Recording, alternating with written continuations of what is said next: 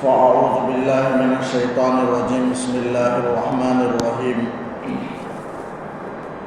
ألم تر إلى الذي حاج إبراهيم في ربه أن آتاه الله الملك إذ قال إبراهيم ربي الذي يحيي ويميت قال أنا أحيي وأميت قال إبراهيم فإن الله يأتي بالشمس من المشرق فأت بها من المغرب فبهت الذي كفر واللہ لا يهدي القوم الظالمین۔ یہ سورہ بقرہ کی آیت نمبر 250 پر 8 ہے۔ اس پورے رکوع میں 3 آیتیں ہیں۔ اب میں 3 آیتوں کی مختصراً آپ حضرات کے سامنے تفسیر کروں گا انشاءاللہ۔ 3 آیتوں میں اللہ تعالیٰ نے حضرت ابراہیم علیہ السلام کا بادشاہ سے جو مباحثہ ہوا، اس واقعے کو، اس بحث و مباحثے کو اللہ تعالیٰ نے بیان کیا، اور اس کے ذیل میں 2 واقعات اللہ نے 2 آیتوں میں 2 واقعہ بیان فرمایا ہے۔ ان 2 آیتوں میں اللہ تعالیٰ بعد الموت کو سمجھایا ہے کہ مرنے کے بعد اللہ تعالیٰ کس طرح زندہ کریں گے۔ ویسے قرآن کریم میں واقعات ہیں بے شمار، 5-6 واقعات ایسے ہیں جن میں اللہ تعالیٰ نے بیان کیا کہ مرنے کے بعد ان کو زندہ کیا۔ ایسے 5-6 واقعات ہیں، یعنی اللہ تعالیٰ یہ ثابت کرنا چاہتے ہیں کہ اللہ کے لیے زندہ کرنا کوئی مشکل کام نہیں ہے۔ تو آیت ہے الم تر الی الذی حاج ابراہیم فی ربہ۔ اللہ تعالیٰ نبی کریم صلی اللہ علیہ وسلم سے مخاطب ہے، خطاب کر رہا ہے کہ اے نبی، کیا آپ نہیں دیکھے ان لوگوں، اس شخص کا حال آپ کو معلوم نہیں ہے؟ آپ کیا نہیں جانتے؟ حاج ابراہیم، جس نے ابراہیم سے بحث و مباحثہ کیا، فی ربہ، ان کے رب کے بارے میں، ان آتاہ اللہ الملک، اور وہ شخص وہ تھا کہ جس کو اللہ تعالیٰ نے بادشاہت عطا فرمائی تھی۔ اب وہ کون بادشاہ ہے؟ نمرود کے مقابلے میں، ابراہیم علیہ السلام کے مقابلے میں جو بادشاہ تھا، لکھا گیا ہے، مفسرین نے لکھا ہے، وہ نمرود تھا، جسے ہم نمرود کہتے ہیں۔ دنیا میں 4 بادشاہ ایسے گزرے ہیں جنہوں نے پوری دنیا پر، پوری روئے زمین پر بادشاہت کی ہے۔ ان میں مسلمانوں میں 2 اور کافروں میں 2۔ مسلمانوں میں حضرت سلیمان علیہ السلام ہیں اور سکندر ذوالقرنین ہیں حضرت۔ یہ 2 بادشاہ ایسے گزرے ہیں جو مسلمان تھے، پوری روئے زمین پر انہوں نے حکومت کی، اور 2 کافر بادشاہ ہیں، ایک بخت نصر ہے اور ایک نمرود ہے۔ تو نمرود پوری زمین پر، اس زمانے میں جتنی آبادیاں تھیں اتنی آبادی پر، پوری روئے زمین پر نمرود کی حکومت تھی۔ نمرود اپنے آپ کو خدا کہلواتا تھا۔ تو وہی واقعہ ہے۔ علماء نے، مفسرین نے لکھا ہے کہ ابراہیم علیہ السلام کی قوم 2 حصوں میں بٹی ہوئی تھی۔ ایک قوم وہ تھی جو کوکب کو پوجتی تھی، ستاروں کو پوجتی تھی، اور ایک قوم کا ایک حصہ وہ تھی جو بتوں کو، پتھروں کو پوجتے تھے۔ تو اس طرح 2 حضرت ابراہیم علیہ السلام نے دونوں کو سمجھایا، دونوں کو دلیل دی۔ کوکب جو ستارے کو پوجتے تھے، ان کو ستارہ سے انہوں نے دلیل دی اور سمجھائے کہ 6ویں پارے میں 7ویں پارے میں اس کا واقعہ اللہ تعالیٰ نے تفصیل سے ذکر فرمایا کہ جب سورج آیا، چاند آیا، تو حضرت ابراہیم علیہ السلام جب غروب ہوا تو کیسے اس کی خدائی کا انکار کیے۔ وہ ساری دلیلیں بیان فرمایا کہ رب خدا تو وہ ہے جو کبھی وجود ہمیشہ موجود رہے اور کبھی اسے فنا نہ ہو۔ یہ قوم کو، امت کو سمجھایا کہ یہ کوکب، یہ چاند، یہ سورج، یہ سب چلے جاتے ہیں، ختم ہو جاتے ہیں، غروب ہو جاتے ہیں، اور جو غروب ہوگا وہ خدا نہیں ہو سکتا۔ پھر اس کے بعد یہ ستارہ پرست، جو کوکب پرست تھے، ستارہ پرست، ان کو دلیل دی، جو بت پرست تھے ان کو دلیل دی۔ ایک مرتبہ قوم پوری کی پوری بستی خالی ہو چکی تھی، میلے میں چلے گئے تھے، کسی تقریب میں تو حضرت ابراہیم علیہ السلام موقع دیکھ کر کے بت خانے میں داخل ہوئے، سارے بتوں کو انہوں نے توڑ دیا اور یہ کلہاڑا جو تلوار تھا وہ بڑے بت کے گردن میں انہوں نے لٹکا دیا۔ 17 پارے میں اس کا واقعہ ہے۔ جب قوم آ کر دیکھے ابراہیم علیہ السلام کو بلا کر کے پوچھی تو حضرت ابراہیم نے کہا میں نے کیا، بڑے بت کے گردن میں لٹکا ہوا ہے، بڑے بت سے پوچھیں، بل فعلہ کبیرہم ھذا فاسألوہم، ان سے پوچھو۔ تو یہ ان کو احساس دلانا تھا، حضرت ابراہیم علیہ السلام احساس دلانا چاہتے تھے کہ یہ جب بڑا بت ہے، ان کے ذہن میں آیا ہے کہ کیسے بول سکتا ہے، ہم کیسے اس سے پوچھیں۔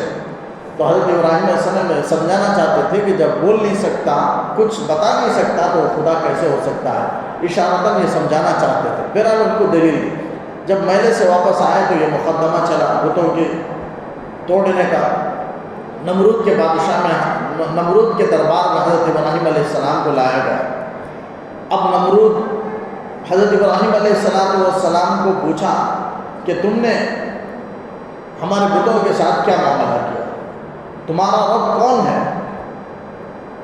تو حضرت ابراہیم علیہ السلام دلیل میں اس کے بعد کہنے لگے کہ میرا رب وہ ہے جو مارتا بھی ہے اور جلاتا بھی ہے، یحیی و یمیت۔ دلیل میں یہ فرمایا۔ بعض مفسرین نے لکھا ہے کہ یہ جو واقعہ ہے مکالمے کا، یہ حضرت ابراہیم علیہ السلام کے آگ میں ڈالے جانے کے بعد ہے۔ بعض روایتوں میں آتا ہے اس زمانے میں قحط سالی پڑ گئی تھی، لوگ نمرود سے غلہ لینے کے لیے، راشن لینے کے لیے آتے تھے، اور نمرود پوچھتا تھا سب سے پہلے کہ تمہارا خدا کون ہے۔ اگر آنے والا کہتا ہے کہ میرا خدا نمرود ہے، تو ہی ہے، تو پھر وہ اسے غلہ دیتا، ورنہ نہیں دیتا۔ تو حضرت ابراہیم علیہ السلام غلہ لینے کے لیے آئے تو پوچھا نمرود نے کہ تمہارا رب کون ہے؟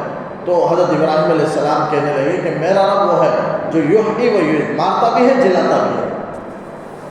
تو واقعہ اللہ تعالیٰ نے بیان کیا، الم تر الی الذی حاج ابراہیم فی ربہ، کیا آپ نہیں جانتے، آپ اس شخص کا حال آپ کو معلوم نہیں جو ابراہیم علیہ السلام سے جھگڑ رہا تھا ان کے رب کے بارے میں کہ اللہ نے اسے بادشاہت عطا فرمائی تھی۔ یہ بادشاہت کے نشے میں، بادشاہت کے اللہ کی جو بڑی نعمت بادشاہت ہے اس پر اترانے نے سرکشی پر ابھارا، اور حضرت ابراہیم علیہ السلام سے اس نے سرکشی کی تھی اور کہنے لگا اذ قال ابراہیم، کہ پوچھنے لگا کہ تیرا رب کون ہے۔ تو اس کے پوچھنے پر حضرت ابراہیم علیہ السلام نے فرمایا کہ ربی الذی یحیی و یمیت، میرا رب وہ ہے جو مارتا بھی ہے اور جلاتا بھی ہے۔ جب حضرت ابراہیم علیہ السلام نے دلیل دی تو اس کے جواب میں نمرود نے کہا کہ انا احیی و امیت، میں بھی مار سکتا ہوں، میں بھی جلا سکتا ہوں۔ یعنی مارنے اور جلانے کی کیفیت کو وہ نہیں سمجھا، بلکہ الٹا کہنے لگا کہ میں بھی یہ کام کر سکتا ہوں۔ لہذا ایک بے گناہ شخص کو بلایا اور اس کی گردن کو اس نے اڑا دی اور کہا کہ دیکھو میں نے مار دیا۔ اور ایک شخص پر وہ قتل کا فیصلہ، پھانسی کا فیصلہ ہو چکا تھا، اسے بلایا اور کہا کہ میں نے تجھے آزاد کر دیا، اور ابراہیم علیہ السلام سے کہنے لگا کہ مرا ہوا تھا، میں نے اسے زندہ کر دیا۔ تو اس طرح مارنے کی کیفیت، جلانے کی کیفیت کو نہیں سمجھتا تھا۔ یہ کہنے لگا حضرت ابراہیم علیہ السلام جب دیکھے کہ جلانے اور مارنے کی کیفیت کوئی نہیں سمجھتا ہے تو فوراً ایک دلیل خفی سے دلیل جلی کی طرف منتقل ہوئے، انتقال کیا، اور دوسری دلیل آپ نے دی اور فرمایا کہ قال ابراہیم فإن اللہ یأتی بالشمس من المشرق فأتی بها من المغرب۔ ابراہیم علیہ السلام نے کہا کہ اللہ تعالیٰ تو سورج کو لے آتا ہے مشرق سے، اگر تو خدا ہے تو مغرب سے لے کر گیا۔ یہ حضرت ابراہیم علیہ السلام نے کہا۔ یہاں پر ایک سوال ہو سکتا ہے، یہاں فبہت الذی کفر، بس وہ کافر شخص یعنی نمرود وہ ہکا بکا رہ گیا، پریشان رہ گیا، یعنی کوئی جواب نہیں دے سکا۔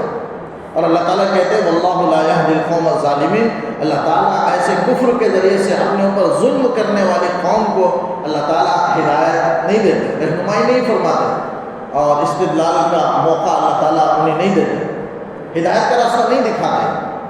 تو اب یہاں پر ایک سوال ہے، ذہنوں میں کسی کا آ سکتا ہے کہ نمرود پوچھ سکتا تھا جب حضرت ابراہیم علیہ السلام نے کہا کہ مغرب سے لے آ، تو نمرود یہ کہہ سکتا تھا کہ روزانہ میں ہی مشرق سے لے آتا ہوں، اے ابراہیم تم اپنے پروردگار سے کہو کہ وہ مغرب سے لے کر کے آئے، ایسا کہہ سکتا تھا، لیکن وہ نہیں کہا اس نے۔ اس لیے نہیں کہا کہ اس کے ذہن میں یہ بات تھی اس کے باوجود اس نے نہیں کہا، اس لیے کہ وہ جانتا تھا کہ حضرت ابراہیم علیہ السلام سچے ہیں اور ان کا معبود یعنی اللہ وہ سچ ہے، برحق ہے، اس لیے اس نے انکار کریا۔ اور یہ جانتا تھا کہ اگر میں یہ کہوں تو حضرت ابراہیم علیہ السلام دعا کریں گے اور پھر اللہ تعالیٰ کل مغرب سے سورج کو نکالے گا تو پھر میری خدائی چلی جائے گی۔ اسے یقین تھا، یعنی پیغمبر کے مخالف کو بھی اس بات کا یقین تھا کہ پیغمبر سچے ہیں اور ان کے احکامات اور ان کی دعوتیں ساری چیزیں سچی ہیں۔ یہ مخالف کو بھی اس کا علم تھا، اس لیے اس نے یہ بات نہیں کی اور اپنی حکومت کے زوال کے خوف سے خاموش رہ گیا، کوئی جواب نہیں دیا۔ حالانکہ کہہ سکتا تھا کہ مغرب سے لے آؤ تو پھر دوسرے دن مغرب سے طلوع ہوتا۔ اللہ تعالیٰ قادر ہے اس پر، ایسا نہیں ہے کہ اللہ قادر نہیں ہے، بلکہ پورے طریقے سے قادر ہے۔ قیامت کے قریب علامت وہی ہوگی، قیامت کی علامتوں میں سے ایک علامت یہ ہوگی کہ مغرب سے اللہ تعالیٰ سورج کو طلوع فرمائیں گے، یہ قیامت کی علامتوں میں سے ایک علامت ہے۔ تو اللہ تعالیٰ کریں گے، اللہ ہر چیز پر قادر ہے، لیکن اللہ کی عادت ہے کہ وہ عادت پر جمع ہوا ہے کہ روزانہ مشرق سے اللہ تعالیٰ سورج کو طلوع کرتا ہے اور یہی قیامت تک رہے گا۔ لیکن قیامت کی جب علامت ہے، علامت کا اظہار کرنے کا جب موقع ہوگا تو اللہ تعالیٰ مغرب سے سورج کو طلوع فرمائیں گے۔ لیکن وہاں وہ کافر نمرود وہ ہکا بکا رہ گیا، شکست کھا گیا حضرت ابراہیم علیہ السلام کے سامنے اور کوئی جواب نہیں دے سکا۔ تو اس کے بعد اللہ تعالیٰ نے 2 آیتیں بیان کی ہیں، ایک آیت کے بعد 2 آیتوں میں اللہ تعالیٰ نے 2 واقعے کو بیان کیا۔ وہ 2 واقعے میں اللہ تعالیٰ یہ بتانا چاہتا ہے کہ ابراہیم علیہ السلام کے سامنے نمرود نے جو کہا کہ تیرا رب کون ہے، دلیل مانگا، تو حضرت ابراہیم نے دلیل دی کہ میرا رب مارتا بھی ہے اور جلاتا بھی ہے۔ مارنے اور جلانے کو سمجھانے کے لیے اللہ نے 2 آیت میں 2 واقعہ بیان کیا، اس میں مارنے اور جلانے کی کیفیت ہے۔ اللہ تعالیٰ سمجھانا چاہتے ہیں کہ یہ مارنا اور جلانے کا مطلب یہ ہے، وہ نہیں ہے کہ ایک بے جرم ایک عام آدمی کو بلا کر کے قتل کر دیا جائے اور قصوروار کو، مجرم کو جسے پھانسی کا حکم ہو چکا تھا اسے آزاد کر دیا جائے، یہ جلانا کا مطلب نہیں ہے، مفہوم نہیں ہے، بلکہ جلانا کسے کہتے ہیں اللہ نے 2 واقعہ کے اندر بیان فرمایا۔ اب یہ نمرود کون ہے؟ یہ نمرود حضرت ابراہیم علیہ السلام کے زمانے کا بادشاہ ہے جو پورے روئے زمین پر بڑا ظالم اور جابر تھا اور بڑی سلطنت، بڑی قدرت اللہ تعالیٰ نے بڑی دولت اسے عطا فرمائی تھی، جس کی وجہ سے اپنی طاقت کے بل بوتے پر وہ سب پر ظلم کرتا اور خدائی کا دعویٰ کر دیا۔ فرشتے، روایتوں میں آتا ہے فرشتے دعوت دینے کے لیے آئے، 3 مرتبہ فرشتے دعوت دی، تیسری مرتبہ جب انکار کر دیا تو فرشتے کہہ کر کے چلے گئے کہ اب تو اللہ سے مقابلے کے لیے تیار ہو جائے۔ تو اس نے فوج بنائی، بڑی فوج اس نے تیار کی، بڑی طاقتور فوج، مسلح فوج انہیں تیار کی اور وقت مقررہ پر میدان میں آ کر کھڑا ہو گیا اللہ سے مقابلہ کرنے کے لیے۔ تو پھر جب سورج طلوع ہوا تو وہ میدان میں کھڑا ہوا ہے اپنی بڑی فوج کو لے کر کے اللہ سے مقابلے کے لیے۔ تو اتنے میں اللہ تعالیٰ نے مچھروں کا ایک جھنڈ بھیجا، بہت سارے مچھریں آئیں، ایسا معلوم ہوا کہ سورج جو طلوع ہو رہا تھا اس کی شعاعیں بھی نہیں پہنچی، نظر نہیں آتی تھی، اتنی مچھریں اللہ نے بھیجی، آ کر کے پوری قوم کو کاٹ کر کے خون چوس لی اور پورے گوشت کو کھا کر کے ہڈیوں کا ڈھانچہ کر دیا، پوری قوم کو، پوری فوج کو، سوائے نمرود کے۔ نمرود میں ایک مچھر ناک کے ذریعے سے چلا گیا دماغ میں، اور روایتوں میں آتا ہے کئی 100 سال، 400 سال تک وہ تڑپتا رہا اور جا کر کے اپنے سر کو پتھروں سے، دیواروں سے ٹکراتا تھا۔ بہت ذلت ناک اللہ تعالیٰ نے اسے موت عطا فرمائی، اس لیے کہ اللہ سے اس نے مقابلہ کی ہے اور اس کے لیے اس نے تیاری کی ہے۔ تو اللہ نے ایک حقیر مخلوق مچھر کے ذریعے سے اسے تباہ کر کے رکھ دیا اور یہ بتانا چاہا کہ اللہ کی طاقت کے سامنے کوئی مقابلہ نہیں کر سکتی، کوئی قوم، کوئی مخلوق، کوئی بھی نہیں کر سکتا ہے، بلکہ چھوٹی مخلوق اللہ کے سامنے اگر اللہ ہلاک کرنا چاہے اپنی طاقت کا زور دکھانے کی ضرورت نہیں، بلکہ مچھر کے ذریعے سے اللہ تعالیٰ ہلاک برباد کر سکتا ہے، جیسے نمرود کو اللہ نے ہلاک کیا۔ مقابلے کے لیے آیا اللہ نے مچھروں کے ذریعے سے، حقیر مخلوق کے ذریعے سے اللہ نے ہلاک کر دیا سب کو۔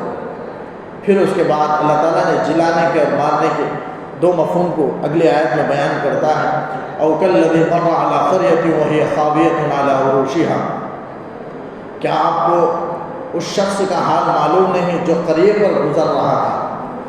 وہی خاویۃ علی عروشہا، اور وہ پوری آبادی بستی وہ اپنے چھتوں کے بل گری ہوئی تھی. وہی خاویۃ، گری ہوئی تھی علی عروشہا، اپنے چھتوں پر. تو قال، حضرت گزرنے والے نے کہا کہ انا یحیی ھذہ اللہ بعد موتہا، کیسے اللہ تعالیٰ اس بستی کو زندہ کرے گا اس کے کھنڈر بنانے کے بعد، اس کی موت کے بعد، ایک دم فنا کرنے کے بعد، تباہ و برباد کرنے کے بعد اللہ تعالیٰ کیسے زندہ کرے گا. یعنی یہ اصل میں واقعہ مر علی قریۃ، جو قریے پر سے جو گزر رہا تھا، وہ گزرنے والے کون ہیں؟ یہ قریہ کون سا قریہ تھا؟ مفسرین نے لکھا ہے اصل بنی اسرائیل کے واقعے کو اللہ تعالیٰ یہاں بیان کر رہا ہے. بنی اسرائیل کا ایک واقعہ ہے. فلسطین جسے ہم اس زمانے میں یروشلم کہا جاتا تھا، آج ہم بیت المقدس کا شہر جسے کہتے ہیں، بیت المقدس بول کر کے جو اطراف کے علاقے مراد لیتے ہیں، وہ علاقے میں ایک شخص گزر رہے تھے اور اسے پہلے یروشلم کہا جاتا تھا، اور آج بھی بعض حضرات بولتے ہیں یروشلم. تو وہاں بنی اسرائیل کی قوم کی آباد تھی. گناہوں کی وجہ سے اللہ نے ایک زبردست بادشاہ کو ان پر، ظالم بادشاہ کو مسلط کر دیا بنی اسرائیل کو پر. اور بنی اسرائیل وہاں آباد تھی. بنی اسرائیل تو جانتے ہیں حضرت موسیٰ علیہ السلام کی قوم ہے، حضرت موسیٰ علیہ السلام کے امتی ہیں بنی اسرائیل. بعد میں یہ یہودی کے نام سے مشہور ہو گئے دنیا میں. تو ان کا علاقہ، ان کی بستیاں وہی بیت المقدس کے اطراف میں تھا. تو ان کے گناہوں کی وجہ سے اللہ نے ایک ظالم بادشاہ ان پر مسلط کر دیا جس کا نام بخت نصر تھا. بڑا ظالم بادشاہ تھا. بیت المقدس میں یہودیوں پر اللہ نے مسلط کیا. تمام یہودیوں کو اس نے کچل دیا، مردوں کو، عورتوں کو، بچوں کو گرفتار کر لیا، قید کر لیا. اور پوری کی مقدار، یہاں تک کہ بیت المقدس کے دور دور تک اطراف میں ایک انسان کا نام و نشان نہیں تھا. تمام مکانات کو مٹی کا ڈھیر بنا دیا پورا، یہاں تک کہ بیت المقدس کو بھی اڑا دیا اور ختم کر دیا، اور توریت کو جلا دیا. بڑا زبردست اس نے فتنہ مچایا تھا، لیکن اللہ نے مسلط کیا تھا اس کو، ظالم بادشاہ کو. یہودیوں کے جو موسیٰ علیہ السلام کی قوم ہے، امتی ہے، ان کے گناہوں کی اور نافرمانیوں کی وجہ سے اللہ نے ایسے ظالم بادشاہ کو ان پر مسلط کیا تھا. اب وہ بخریہ سے مراد وہی بیت المقدس ہے. اور اس قوم میں جو بخت نصر قید کر کے گیا تھا چند آدمیوں کو، جو صلح کرنا چاہتے تھے، کمزور تھے، ان کو پکڑ لیا. جو خاموش تھے ان کو بھی قیدی بنا لیا. اس میں حضرت دانیال علیہ السلام بھی تھے اور ان کے خاندان والے تھے. حضرت عزیر علیہ السلام اللہ کے پیغمبر تھے، وہ قیدیوں میں. تو بعد میں کسی وجہ سے چند قیدیوں کو اس نے چھوڑا. اس میں عزیر علیہ السلام اللہ کے پیغمبر ہے، بنی اسرائیل کے پیغمبر. قرآن میں بھی اس کا 2 جگہ تذکرہ آتا ہے. ایک جگہ تو وقالت الیہود عزیر ابن اللہ، تذکرہ ہے کہ یہود عزیر کو اللہ کا بیٹا قرار دیتے ہیں. وقالت النصارى المسیح ابن اللہ، اور نصارہ حضرت مسیح علیہ السلام کو، عیسیٰ علیہ السلام کو اللہ کا بیٹا قرار دیتے ہیں. اس کا تذکرہ کرنے کے لیے 10ویں پارے میں اللہ تعالیٰ نے غالباً وہاں عزیر علیہ السلام کا ذکر فرمایا ہے. یہ عزیر علیہ السلام بنی اسرائیل کے پیغمبر ہیں اور توریت کے بڑے حافظ تھے. ایک مرتبہ وہ شہر پر جا رہے تھے، یعنی بیت المقدس کے اطراف جو شہر ہے وہاں سے گزر رہے تھے. تو ان کھنڈرات جو تباہ و برباد ہو چکی تھی آبادیاں، نہ کوئی مکان ہے نہ کوئی مکین ہے، بالکل کھنڈر ہو چکا ہے، ایسا اس نے فساد فتنہ مچایا تھا بخت نصر نے. تو یہ دیکھ کر جب گدھے پر سوار ہو کر کے آ رہے تھے حضرت عزیر علیہ السلام، وہ سب مکانات جو پہلے بہت آباد تھے وہ دیکھ کر کے حیران ہوئے اور تعجب سے پوچھنے لگے، دل میں سوچنے لگے کہ اللہ ان بستیوں کو پھر کیسے زندہ کرے گا. یعنی اللہ کے زندہ کرنے میں شک نہیں ہے، بلکہ اللہ کی قدرت کو عظیم سمجھتے ہوئے کہ اللہ کی قدرت کتنی بڑی ہے کہ اتنے سب فتنہ فساد ہونے کے باوجود، کھنڈر ہونے کے باوجود پھر اللہ اسے آباد کرے گا. اس لیے کہ اللہ کا وعدہ تھا میں آباد کروں گا. تو اس پر یقین تو تھا حضرت عزیر علیہ السلام کو، لیکن اللہ کی قدرت کو بڑا سمجھتے ہوئے دل میں سوچنے لگے کہ کیسے اللہ تعالیٰ ان کو زندہ کرے گا. یعنی اس کیفیت کو وہ جاننا چاہتے تھے بس، لیکن یقین تو تھا کہ زندہ کرے گا، لیکن کیسے زندہ کرے گا. اتنا سب مٹ جانے کے بعد پھر اسی بستی کو اللہ کھڑا کرے گا، زندہ کرے گا. یہ عظیم سمجھتے ہوئے، اللہ کی قدرت کو بڑا سمجھتے ہوئے ان کے دل میں خیال آیا. تو فوراً اللہ تعالیٰ نے حضرت عزیر علیہ السلام کو موت دے دی، وہی مار دیا اور ان کی وفات ہو گئی. گدھے پر آ رہے تھے سوار ہو کر کے، اور ان کے ساتھ ایک کھجور انجیر کا ایک ٹوکرا تھا، اور انگور کا شیرہ بھی ان کے پاس ایک پیالہ موجود تھا، انگور کے شیرے کا پیالہ ان کے پاس موجود تھا، وہ لے کر کے آ رہے تھے۔ تو اللہ تعالیٰ نے جہاں وہ سوچے اسی جگہ پر اللہ نے موت طاری کر دی، جس کا تذکرہ یہاں اللہ نے کیا۔ قال حضرت عزیر علیہ السلام، مفسرین نے اکثر مفسرین نے عزیر علیہ السلام کا نام ذکر کیا ہے، ورنہ بعض نے دوسرے کا بھی ذکر کیا ہے۔ قال انا یحیی هذه اللہ بعد موتها، دل میں خیال کرنے لگے، کہنے لگے کہ کیسے اللہ تعالیٰ اس کھنڈر بستی کو، خرے کو زندہ کرے گا اس کے مر جانے کے بعد۔ فَأَمَاتَهُ اللَّهُ مِئَةَ عَامٍ، تو اللہ تعالیٰ نے موت دے دی، 100 سال موت دی۔ بس وہ حضرت عزیر علیہ السلام وہیں پڑ گئے، اور ان کا گدھا بھی گل سڑ کر ہڈی کا ڈھانچہ ہو گیا، اور حضرت عزیر علیہ السلام وفات پا گئے، لیکن ان کا جسم ویسے ہی 100 سالم باقی رہا، صحیح سالم باقی رہا، اس لیے کہ انبیاء کے جسم کو زمین نہیں کھا سکتی۔ ان اللہ حرم علی الارض اجساد الانبیاء، انبیاء کے جسموں کو اللہ تعالیٰ نے زمین پر حرام کیا ہے کہ وہ زمین نہیں کھا سکتی ان کے جسم کو، تو ان کا جسم تو مر گیا، ویسے ہی صحیح سالم رہا، لیکن گدھا مر چکا تھا۔ اور جو اللہ تعالیٰ نے اظہار معجزہ کے لیے ایک ان کے پاس جو انجیر اور جو انگور کا جو شیرہ تھا اسے اپنی حالت پر باقی رہا، بالکل گلا نہیں سڑا نہیں، ویسے ہی باقی تھا، وہ بہت تر و تازہ باقی تھا۔ 100 سال کے بعد جب زندہ کیا تو 100 سال تک اللہ تعالیٰ نے موت دے دی۔ اس کے بعد جب اٹھے، بیدار ہو کر کے دیکھا تو پورا علاقہ آباد ہے، دل میں تعجب ہوا۔ ابھی چونکہ ان کی موت جب لی گئی تھی صبح کا وقت، طلوع کا وقت تھا، لیکن جب ان کو زندہ کر کے 100 سال کے بعد اٹھایا گیا غروب کا وقت تھا، اس لیے اللہ تعالیٰ نے حضرت عزیر سے پوچھا کتنے سال تم سوئے رہے؟ وہ سمجھے میں سویا ہوا ہوں، موت اللہ نے دے دی تھی، تو قرآن نے موت سے تعبیر کیا ہے، موت اللہ نے دے دی، اب کتنے سال مرے رہے؟ تو حضرت عزیر نے کہا 1 دن، یومن او بعض یوم، یا کچھ دن، آدھا دن، یا کچھ دن کا کچھ حصہ، بس 1 دن۔ ان کو ایسے ہی معلوم ہوا، لیکن یہ کیفیت کل قیامت کے دن بھی ہوگا۔ کل قیامت کے دن اللہ تعالیٰ پوچھیں گے تمام سے، میدان محشر میں قبروں سے اٹھائے جانے کے بعد، میدان محشر میں جمع کرنے کے بعد اللہ تعالیٰ ان لوگوں سے پوچھیں گے کہ کم لبثتم فی الارض عدد سنین، کتنے سال تم زمین میں ٹہرے رہے؟ تو قالوا، سب کے سب کہیں گے لبثنا یوما او بعض یوم، 1 دن یا آدھا دن، 1 دن سے کم۔ اس طرح یعنی وہ آخرت کے مقابلے میں دنیا کا 1 دن معلوم ہوگا، تو اس طرح اللہ سے کہیں گے۔ ایسے ہی مر کر اٹھنے کے بعد سب کی یہی کیفیت ہوتی ہے، تو مرنے کے بعد کوئی زندہ نہیں ہوتا اللہ تعالیٰ دنیا میں، لیکن کبھی کبھی اللہ تعالیٰ سمجھانے کے لیے، بعض موت کو بتانے کے لیے، مشاہدے کے لیے، معائنے کے لیے، اس کی کیفیت کو بتانے کے لیے کبھی کبھی اللہ تعالیٰ زندہ کر دیتے ہیں، لیکن اب نہیں، کبھی خاص موقع پر ہوگا، لیکن اس سے پہلے ہوا 3-5-6 مرتبہ۔ جیسے حضرت موسیٰ علیہ السلام کی قوم ہے کہ موسیٰ علیہ السلام دین کی دعوت دیے، اللہ کے احکام کو پہنچائے، تو موسیٰ علیہ السلام سے قوم کہنے لگی کہ ہم تمہاری بات نہیں مانیں گے جب تک کہ آپ اللہ سے جا کر کے ملاقات نہ کرائیں، اور اللہ تعالیٰ کہہ دے، اللہ تعالیٰ کی آواز ہم خود سنیں گے اور اس کے بعد ہم مانیں گے۔ چنانچہ حضرت موسیٰ علیہ السلام تیار ہوئے، 70 سرداروں کو تیار کیا اپنے قوم کے، اور لے کر کے کوہ طور پر گئے۔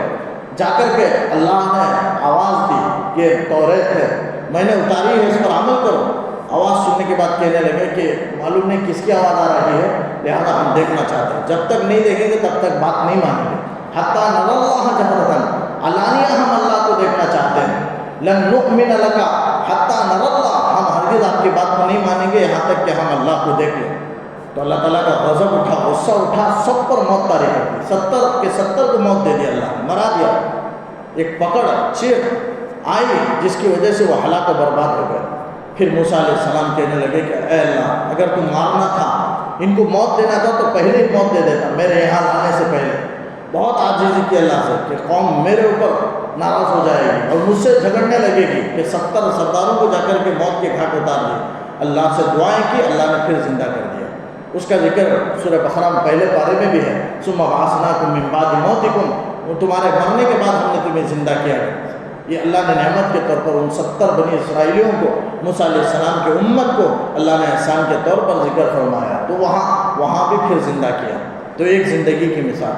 دوسری طالوت اور جالوت سے پہلے ایک واقعہ ہے، دوسرے پارے کے آخری صفحے سے پہلے، الم تر الی الذین خرجوا من دیارہم وہم الوف حذر الموت، ہزاروں کی تعداد میں تھے، بنی اسرائیل کی ایک بستی سے نکل کر یہود بھاگنے لگے، وہاں طاعون کی بیماری پھیل گئی تھی، وہ بیماری کہ اس میں انسان ہلاک ہو جاتا ہے، اور ایک دوسرے کو متعدی ہونے کا ان کا تصور تھا، ان کا ایک عقیدہ تھا، اور ویسے ہی ہوا ان کے عقیدے کے مطابق، تو وہ بھاگنے لگے، ہزاروں کی تعداد میں تھے موت کے ڈر سے۔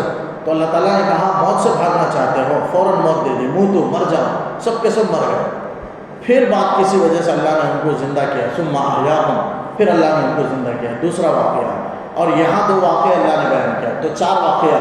اور پھر قیامت کے میدان میں زندہ کر کے انسانوں کو کھڑا کرے گا اور ان سے کیا سوال کرے گا، اس کا کئی پارے میں اللہ نے ان سب کا ذکر فرمایا۔ تو 5-6 جگہ قرآن مجید میں مرنے کے بعد دوبارہ زندہ کرنے کی کیفیت کو اللہ تعالیٰ نے بیان کیا۔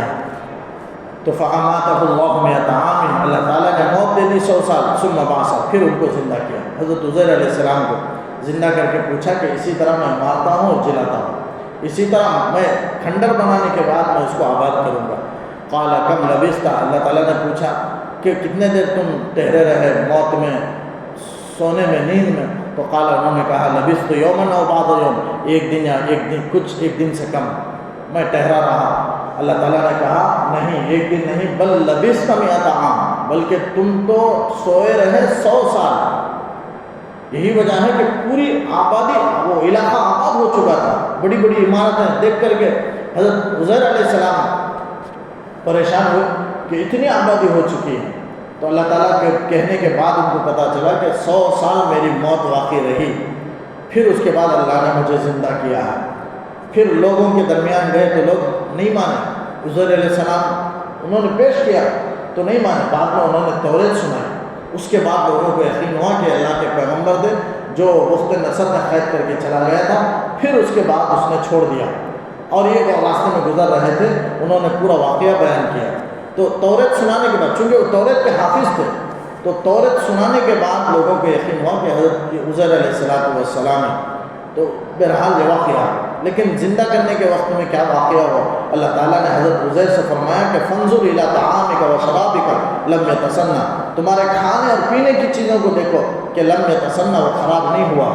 کھانے کی چیز یعنی انجیر کی ٹوکری ان کے پاس تھی، اور انگور کے شیرے کا ایک پیالہ ان کے پاس موجود تھا، اسی طعام سے مراد انجیر ہے، اور شرابکہ سے مراد وہی انجیر، انگور کا وہ شیرے کا پیالہ ہے، شیرہ۔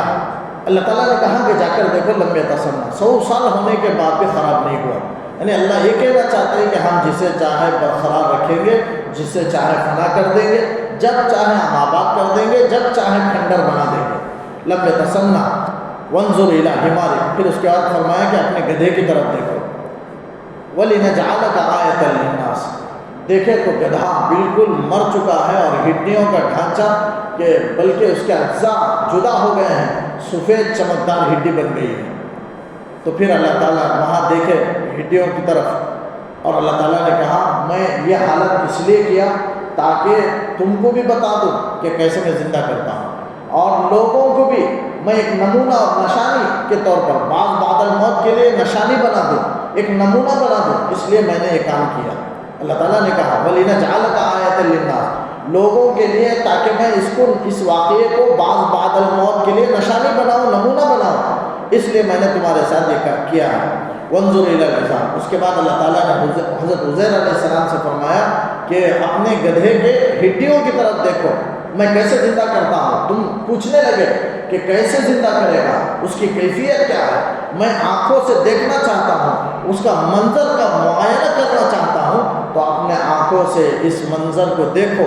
اپنے گدھے کی طرف، ہڈی کی طرف اللہ تعالیٰ نے حکم دیا کہ دیکھو کیف ننشزها، کیسے ہم اسے حرکت دیتے ہیں اور اسے زندہ کرتے ہیں، اس کے اندر جان کیسے پیدا ہوتی ہے۔ تو اللہ تعالیٰ نے دیکھا تو پوری ہڈیاں آپس میں جڑ گئی، آپس میں جڑ رہی تھی۔ ثم نکسوها لحما، پھر اللہ تعالیٰ نے گوشت چڑھا دیا اس کے اوپر، وہ خود بخود گوشت ان کے اندر ہڈیوں پر پیدا ہو گیا۔ فلما پھر وہ زندہ ہو گیا، تو پھر وہ زندہ ہونے کے بعد گدھے کی آواز جو ہے، ہینچو کی آواز، وہ نکالنے لگا۔ یہ ثابت ہو گیا کہ اللہ نے اس کے اندر روح ڈال دی اور اسے زندہ کر دیا۔ ہڈیاں جڑیں، گوشت چڑھ گئے اور اللہ نے روح پھونک دی اور اپنی آواز وہ نکالنے لگا ہینچو کر کے۔ اس طرح اللہ نے زندہ کر دیا اور حضرت عزیر کو بتا دیا کہ دیکھو میں نے کیسے جانور کو، اس سے انسانوں کے زندہ کرنے کے نمونے کو بھی، منظر کو بھی اللہ نے بتا دیا، اور جانوروں کو دوبارہ زندہ کرنے کا منظر بھی اللہ نے اس کو بتا دیا۔ قال فلما تبین لہ، جب ان پر یہ واضح ہو گیا، ظاہر ہو گیا، تو قال، حضرت عزیر علیہ السلام نے کہا کہ اعلم ان اللہ علی کل شیء قدیر، مجھے یقین ہو گیا، میں بالکل یقین ہو گیا کہ اللہ ہر چیز پر قادر ہے، قدرت رکھنے والا ہے۔ ایک واقعے کو، اور ایک واقعے کو دوسری آیت میں اللہ نے بیان کیا، وَإِذْ قَالَ إِبْرَاهِيمُ رَبِّ أَرِنِي كَيْفَ تُحْيِي الْمَوْتَىٰ، اس وقت کو یاد کرو جب کہ ابراہیم نے کہا کہ اے میرا رب مجھے دکھا کیسے تو مردوں کو زندہ کرتا ہے، کیف تحیی الموتیٰ، کیسے موتیٰ کو، مردوں کو تو زندہ کرتا ہے۔ حضرت ابراہیم جو ایک واقعہ تو عزیر کا اللہ نے بیان کیا، اور ایک دوسرا واقعہ حضرت ابراہیم علیہ السلام کا، تو فرمایا اولم تؤمن، اللہ تعالیٰ پوچھنے لگا اے ابراہیم کیا تم کو یقین نہیں ہے میرے قدرت علی الاحیاء پر، یعنی دوبارہ زندہ کرنے پر میں قادر ہوں، کیا تمہارا اس پر ایمان نہیں، یقین نہیں ہے؟ تو حضرت ابراہیم علیہ السلام نے کہا کہ یقین تو ہے، اللہ بھی جانتا ہے کہ یقین ہے، لیکن اللہ تعالیٰ یہ سوال کیوں کر رہا ہے؟ اس لیے کر رہا ہے تاکہ ابراہیم علیہ السلام کے سامنے جو لوگ کھڑے ہیں ان لوگوں کو معلوم ہو جائے کہ ابراہیم نے کیوں سوال کیا۔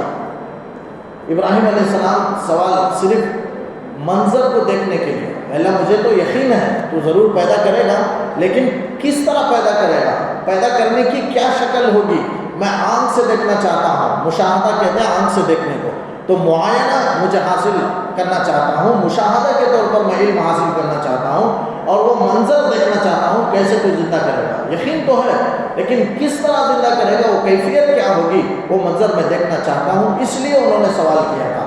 تو قال بلا، تو حضرت ابراہیم نے کہا کہ ہاں میں تو ایمان تو رکھتا ہوں، یقین ہے مجھے تیری قدرت پر، ولکن لیطمئن قلبی، لیکن میرے دل کے اطمینان کے لیے میں نے تجھے سوال کیا ہے، یعنی منظر تو مجھے دکھا دے، اس کے لیے میں نے تجھ سے سوال کیا۔ تو اللہ تعالیٰ نے کہا فخذ اربعۃ من الطیر، 4 پرندوں کو لے لو۔ اب مفسرین نے لکھا ہے وہ 4 پرندے کون سے تھے، لکھا ہے ایک مرغا لینے کا حکم دیا، مور تھا، اور کوا اور کبوتر، یہ 4 پرندے کو، بعض روایتوں میں کبوتر کی جگہ گرگٹ بھی آیا ہے، بہرحال یہ 4 پرندوں کو لینے کا۔ اب یہاں طیر کا لفظ ہے تو اس سے کبوتر اور کوا مراد لینا صحیح ہے، کبوتر مراد لینا ہی صحیح ہے، اس لیے کبوتر پرندہ ہے اور گرگس وہ پرندہ نہیں ہے، گرگٹ، تو اس لیے 4 پرندے، مرغا ہے، مور ہے، اور کوا ہے اور کبوتر ہے، یہ 4 کو حضرت ابراہیم کو حکم دیا اللہ نے، یہ 4 پرندوں کو پالو اور اپنے طرف مائل کرو، اس سے مانوس، اپنے آپ کو مانوس کرو، وہ 4 پرندے تم کو دیکھ کر جب بھی بلائیں وہ تمہاری طرف آئیں اڑ کر کے، ایسا مانوس کرنے کے بعد تم پرندوں کو ذبح کر لو، ذبح کرنے کے بعد سر کو اپنے پاس رکھ لو، 4 کے سر کو، اور سب کے ٹکڑے ٹکڑے کر دو، اور آپس میں پر کو اور گوشت کو اور ہڈیوں کو ٹکڑے ٹکڑے کر کے آپس میں ملا لو، ایک برتن میں پورے ملانے کے بعد کچھ حصہ پہاڑ جہاں بھی 3 طرف 4 طرف نظر آتا ہے، کچھ حصہ پہاڑ کے کونے پر رکھ دو، اس کے بعد درمیان میں کھڑے ہو کر بلاؤ، اللہ کے حکم سے میں آ جاؤ، سب پرندوں کو بلاؤ، تو پورے پرندے آپس میں جڑ کر کے آ جائیں۔ چنانچہ حضرت ابراہیم نے ایسے ہی کیا، فخذ اربعۃ من الطیر، 4 پرندوں کو لے لو، فصرہن الیک، ان کو اپنی طرف مائل کر لو، ان کو اپنی طرف مانوس کر لو، یعنی مانوس کے معنی وہ پرندے پہچاننے لگے کہ یہ میرا مالک ہے، اور اسی کی طرف محبت کرنے لگے، اسی کی طرف مائل ہوں، لہذا ثم اجعل علی کل جبل، پھر ہر پہاڑ پر منہن جزء، ان میں کا ایک حصہ رکھ دو، ثم ادعوہن، پھر ان کو بلاؤ، تو یاتینک سعیا، وہ تمہارے پاس دوڑ کر کے آئیں گے، اڑ کر کے تمہاری طرف۔ چنانچہ ایسا رکھنے کے بعد حضرت ابراہیم بلائے تو سارے وہ گوشت، ہڈیاں آپس میں اپنے اپنے جو جسم کے حصے تھے وہ چاروں آپس میں مل کر کے پورے پر کے ساتھ اڑ کر کے اپنے سر کی طرف آئے، یعنی ابراہیم علیہ السلام کے پاس آئے اور اپنے سر سے جڑ گئے اور حضرت ابراہیم کے سامنے بیٹھ گئے. تو یہ واقعہ اللہ نے یہاں بیان کیا اور بتایا کہ اسی طرح میں زندہ کرتا ہوں.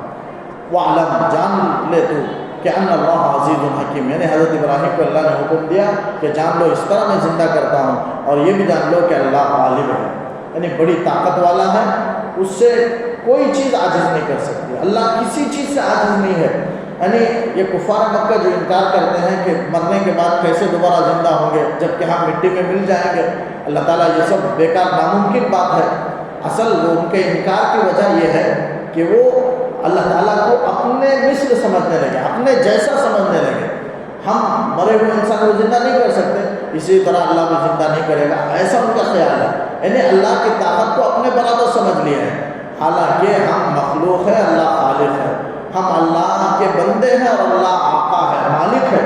وہ ساری طاقتوں کا تنہا مالک ہے اور اللہ جو چاہے کر سکتا، عزیز ہے، غالب ہے. اب اسے کوئی کام کرنے کے لیے اللہ کے لیے کوئی چیز ناممکن نہیں. اللہ تعالیٰ کے لیے کسی ناممکن چیز کو پیدا کرنے کے لیے، کسی چیز کو بنانے کے لیے محنت کرنے کی ضرورت نہیں ہے. ہم کو محنت کرنے کی ضرورت ہے، اور اللہ تعالیٰ تو کسی چیز سے عاجز نہیں ہے، سب کام کر سکتا ہے. اور اسی لیے وہ جب کسی کو زندہ کرنا چاہے تو بس اس کا یہ قول ہے کہ کن ہو جا تو وہ چیز ہو جاتی ہے.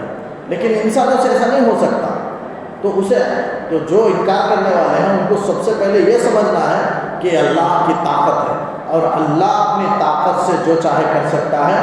سورہ یاسین میں ہے انما امرہ اذا اراد شیئا. اللہ تعالیٰ کی شان تو یہ ہے کہ جب کسی چیز کا ارادہ کرتا ہے تو یقول کہتا ہے کہ کن ہو جاتا ہے، کن وہ چیز ہو جاتی ہے. تو اللہ کو کسی چیز کو وجود میں لانے کے لیے بہت تکلیف اٹھانے کی، محنت اٹھانے کی اللہ تعالیٰ کو ضرورت نہیں، بس ایک قول کی کہنے کی ضرورت ہے. لیکن بندوں کو محنت کرنا پڑے گا، وہ بھی ممکن چیز کو وجود میں لانے کے لیے. ناممکن چیز تو انسان کے ہاتھ سے ہو ہی نہیں سکتا، وجود میں انسان نہیں لا سکتا. لیکن اللہ ایسا نہیں ہے، اللہ تو خالق ہے، اللہ تو مالک ہے، وہ ساری طاقتوں کا وہ غالب ہے، وہ وجود میں لا سکتا ہے. تو انسانوں کو اس سے چوکنا رہنا ہے کہ اللہ، اور یہ عقیدہ جو مومنوں کا ہے کہ مرنے کے بعد دوبارہ اٹھائے گا، یہ عقیدہ، یہ فکر، اور اللہ کے سامنے حاضر ہونا ہے، اپنے اعمال کا جواب دینا ہے، یہ فکر انسان کو اس کی زندگیوں میں بھی لانا چاہیے. اس کے اعمال میں بھی عقیدے کا اظہار ہونا چاہیے. عقیدے تک، نیت تک، اس کے دل تک باقی نہ رہے، بلکہ اس کے اعمال میں بھی یہ عقیدے کی جھلک ہو، اس کی زندگی میں بھی یہ عقیدہ کا اثر ہو. ایسا انسان اپنی زندگی کو فکر کے ساتھ گزارنا چاہیے. تو اللہ تعالیٰ کہتا ہے عالم جان لو کہ ان اللہ عزیز حکیم، اللہ تعالیٰ غالب ہے اور حکمت والا ہے. یہ دو واقعے کو اللہ تعالیٰ بیان کر کے وہاں نمرود کو گویا اللہ نے بتایا کہ مارنے کے بعد مارنا اور جلانا یہ ہے. جیسے عزیر علیہ السلام کو موت دے کر کے جلایا، یہ ہے جلانا. گدھے کو مارا کر کے جلایا، یہ ہے جلانا. اس نے جو کیا ہے وہ جلانا نہیں ہے. اور اسی طریقے سے یہاں ابراہیم علیہ السلام جو 4 پرندے ذبح کیے اور پھر ان کو زندہ کیا، یہ ہے جلانا. تو مارنے اور جلانے کی کیفیت یہ ہے، وہ نہیں ہے جو نمرود نے کیا. اللہ تعالیٰ سے دعا ہے کہ اللہ تعالیٰ آخرت پر یقین کامل نصیب فرمائے. اللهم صل على سيدنا محمد وعلى آل سيدنا محمد وبارك وسلم عليه. ربنا آتنا في الدنيا حسنة وفي الآخرة حسنة وقنا عذاب النار. اللهم نور قلوبنا بالقرآن وزين أخلاقنا بالقرآن ونجنا من النار بالقرآن وأدخلنا في الجنة بالقرآن. اللهم انصر الإسلام والمسلمين. اللهم أعز الإسلام والمسلمين. اللهم احفظ أمة المسلمين. اللهم إنا نجعلك في نورهم ونعوذ بك من شرورهم. صل على النبي محمد وآله وصحبه أجمعين برحمتك يا أرحم الراحمين والحمد لله رب العالمين.